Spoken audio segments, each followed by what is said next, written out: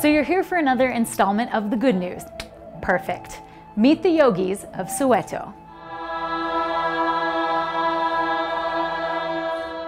Until recently, practicing yoga was not even remotely on the radar for Prudence Hlangwane. I didn't know what was yoga. I saw it on television, but I didn't have any interest of it because I thought it was doing by people who live overseas. The centuries-old practice of yoga is more mainstream than ever these days, but often it's only accessible by a certain socioeconomic class. South African Kundalini yoga teacher AKYTTSA recognized this reality and just decided to do something about it. And I didn't know how I was going to do it. I didn't know how it would come together. And then things just started falling into place. She started Yoga for Soweto, teaching in historically one of the earliest townships in South Africa, a place where people of color were separated from the white population.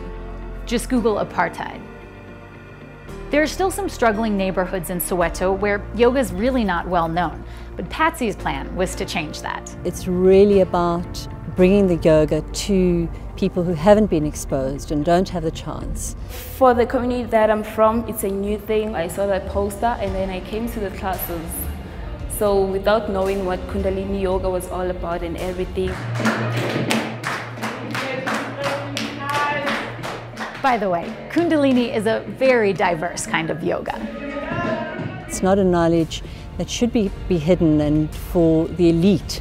It should be experienced by everybody because it's really empowering.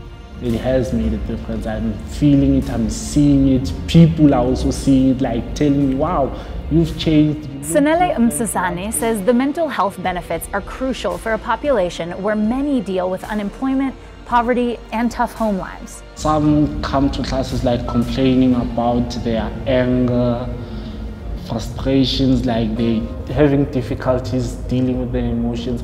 So ever since practicing yoga, some come telling us how they can start now controlling their anger much more.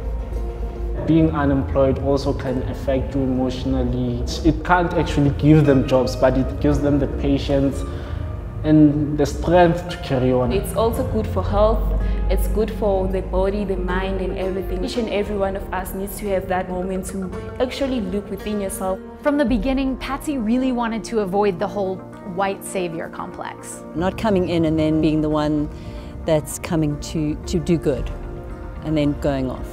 So imparting the skills, and the thinking is not to create students, but the idea is to create teachers and to empower people. And just as she hoped, the students have now become the teachers.